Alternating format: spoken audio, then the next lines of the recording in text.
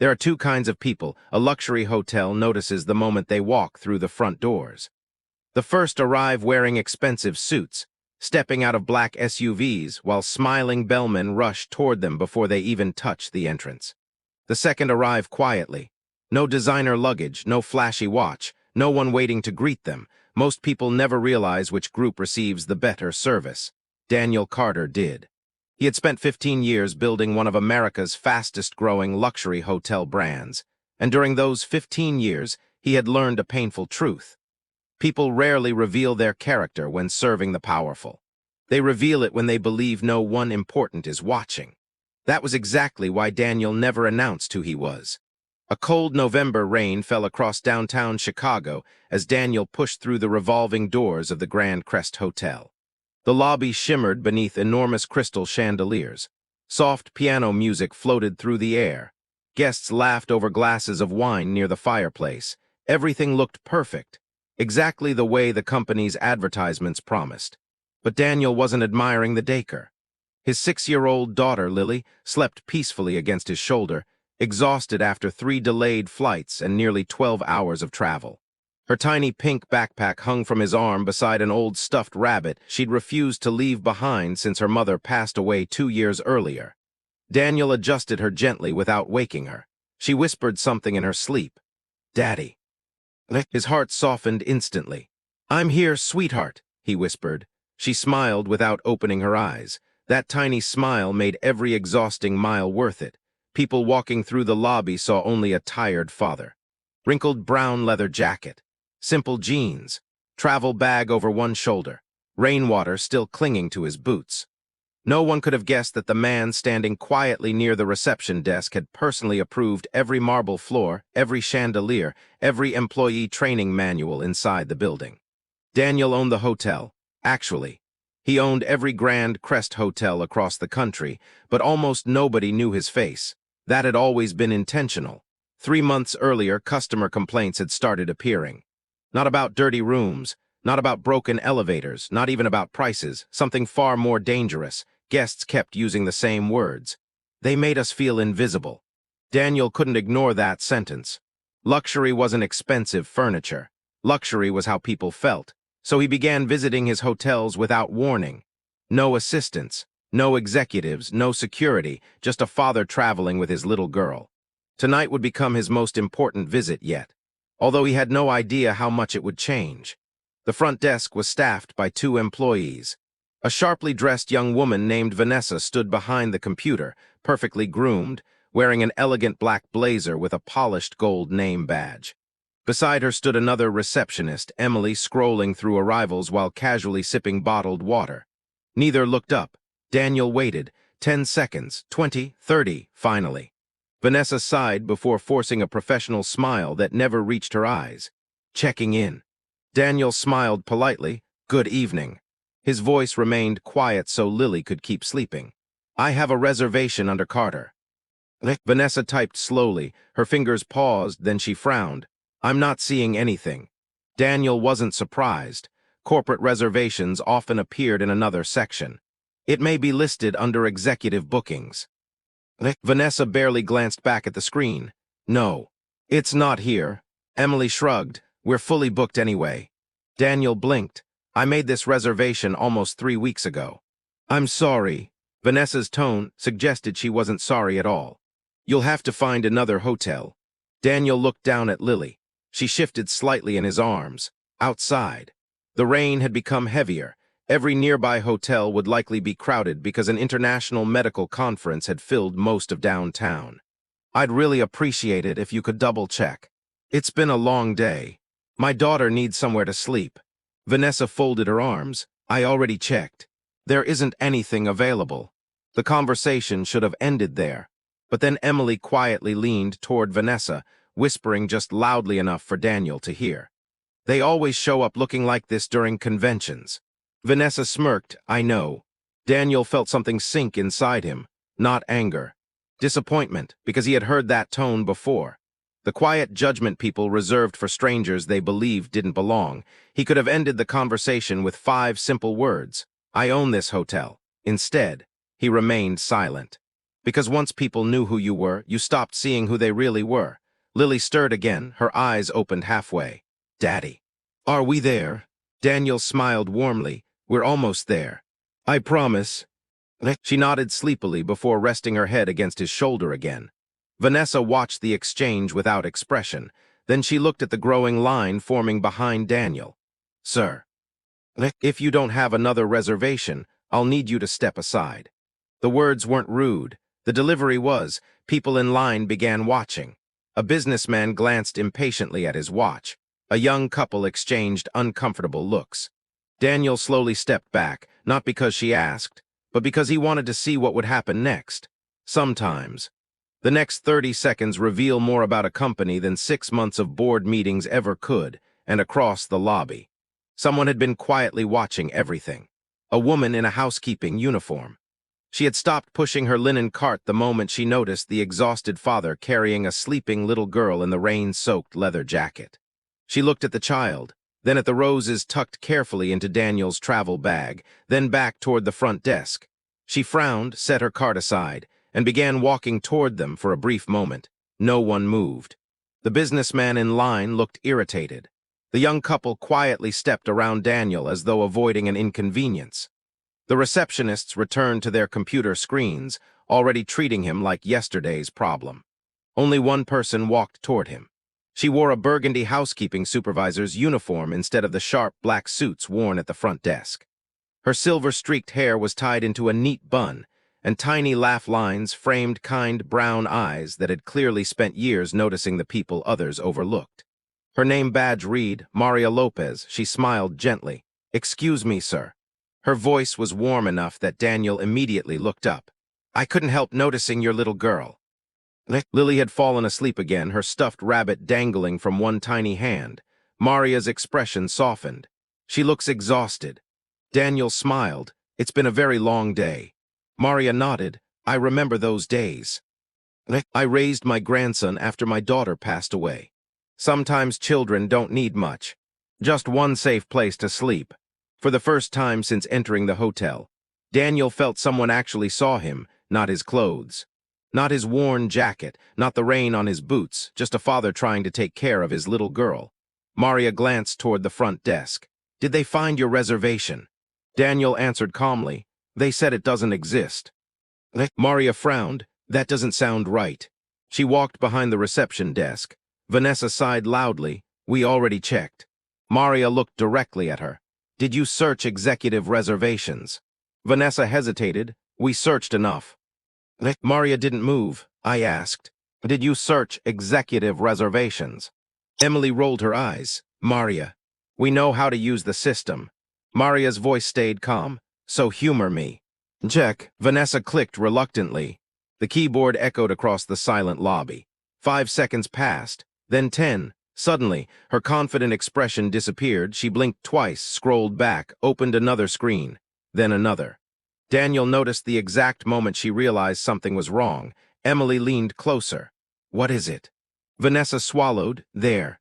There is a reservation. Maria didn't look surprised. I thought there might be. Vanessa forced a nervous laugh. It must have been hidden in the system. Daniel simply smiled. It wasn't hidden. You just weren't looking. Neither receptionist answered. Maria printed the room keys herself. I'm terribly sorry for the misunderstanding. She handed Daniel 2 elegant black key cards. Suite 1901. The elevators are just around the corner. Daniel accepted them. Thank you. Then Maria noticed something sticking out of his travel bag. A small bouquet of white lilies wrapped in brown paper. The flowers had been crushed during the flight. One stem bent awkwardly. She looked at them. Those are beautiful. Daniel followed her eyes. They were. He paused. My wife's favorite. Maria waited quietly. Tomorrow would have been our anniversary. Lily still insists we buy flowers every year. So, we still do. Maria's eyes filled with sympathy. I'm so sorry. She gently reached toward the bouquet. May I? Daniel nodded. She carefully straightened the bent stem, then disappeared for less than a minute. When she returned, she carried a crystal vase filled with fresh water. I thought they deserved better than staying inside a travel bag.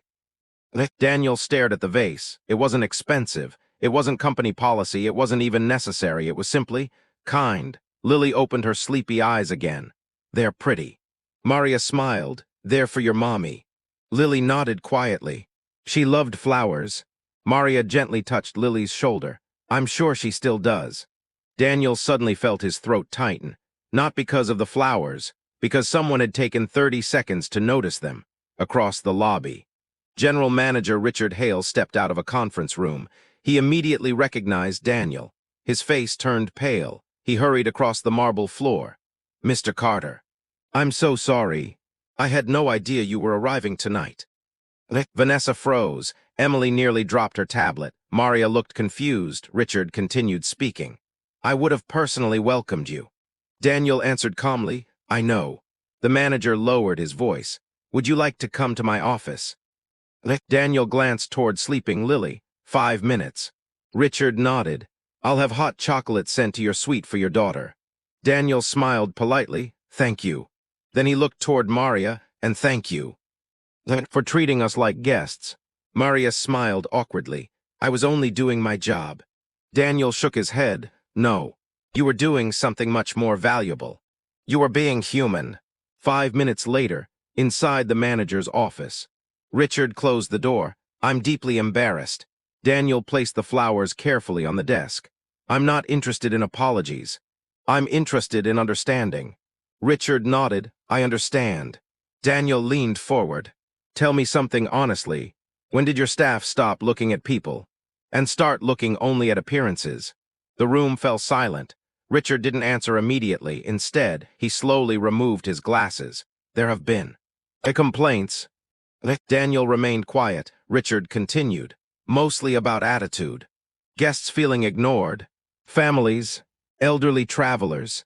Military veterans. People who didn't look wealthy. Daniel's expression hardened. And what did you do? Richard looked down. I coached them.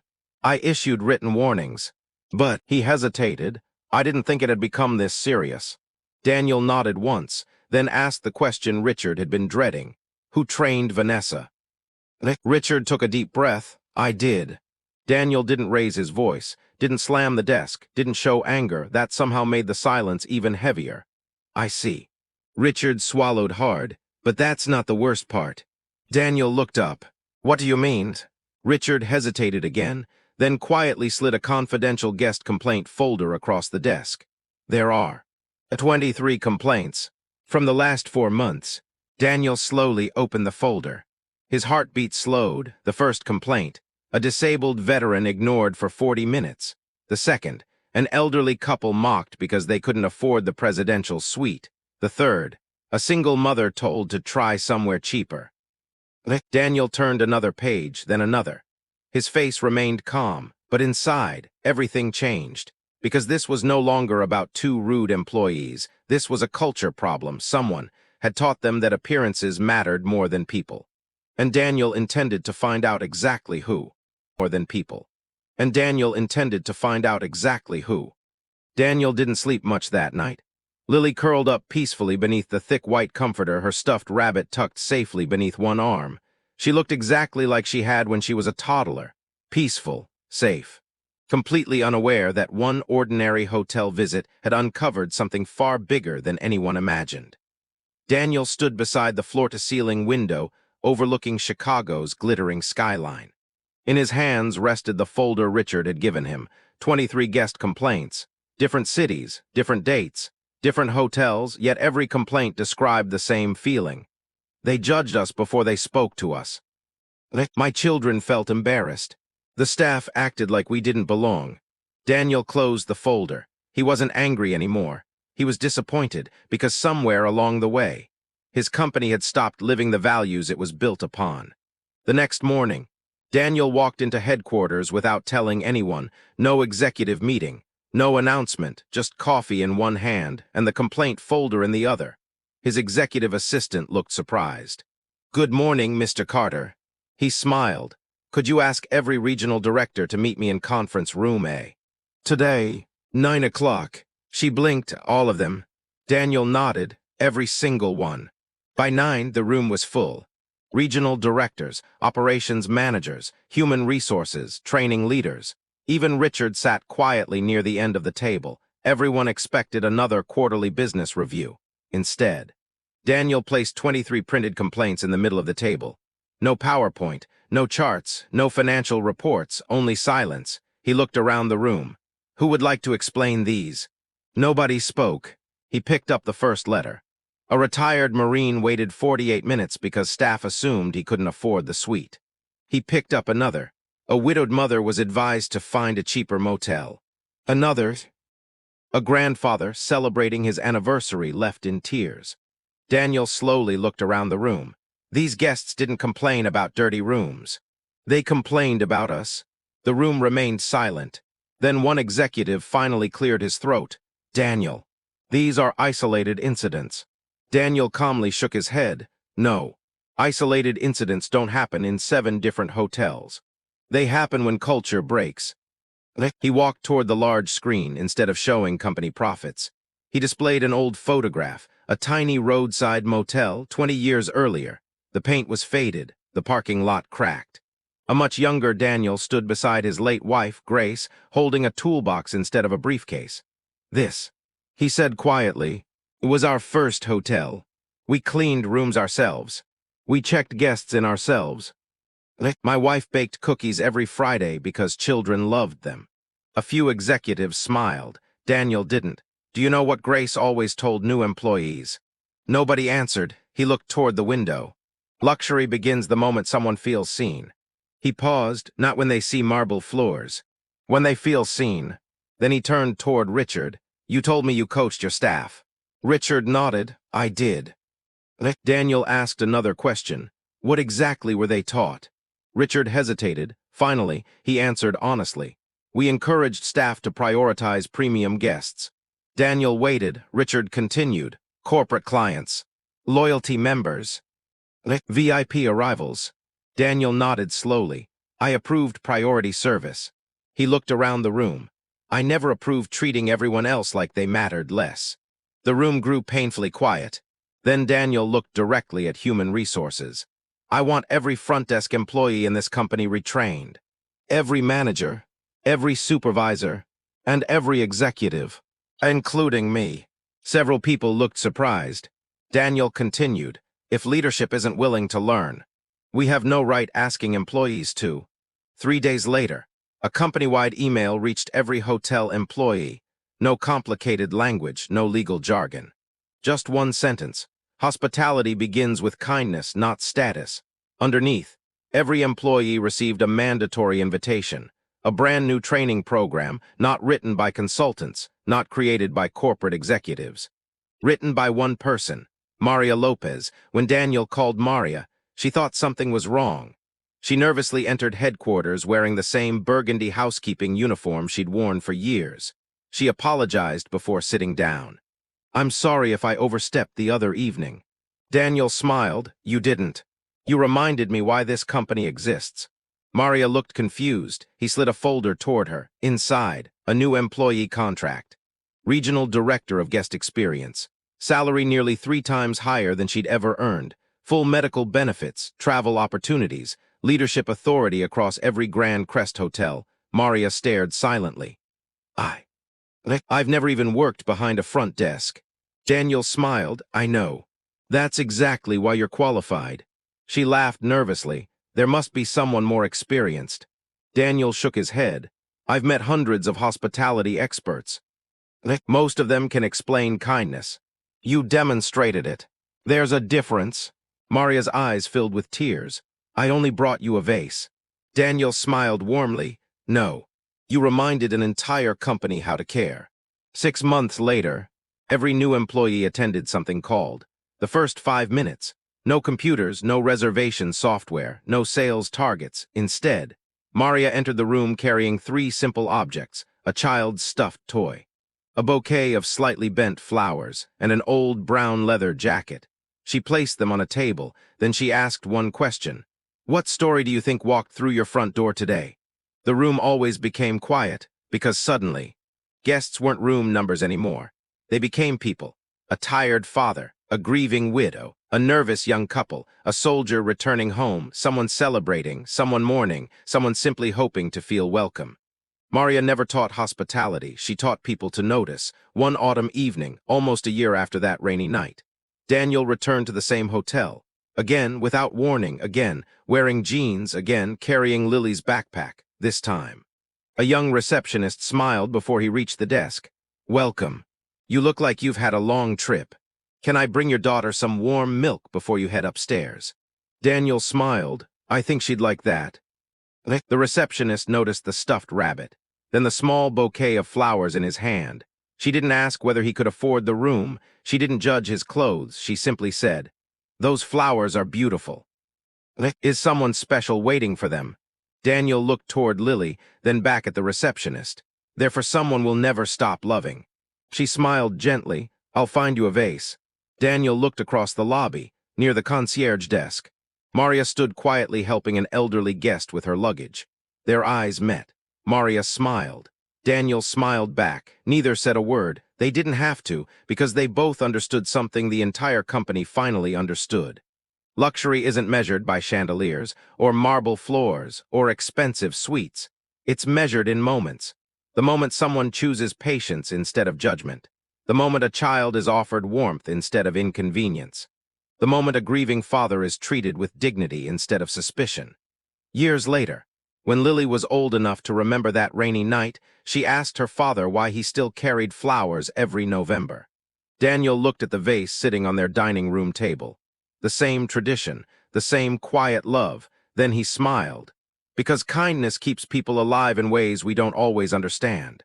And because one person can change an entire company simply by choosing to care. Lily nodded thoughtfully, then picked up the flowers. "Let's take these home, Daddy." Daniel took her hand. Together, they walked out into the crisp autumn air, not thinking about the employees who lost their jobs, not thinking about the hotels, not thinking about business at all, only about the lesson that had quietly outlived every complaint, every mistake, and every painful memory. The people who truly belong in positions of service are never the ones impressed by power. They're the ones who never stop seeing people. Ones who never stop seeing people.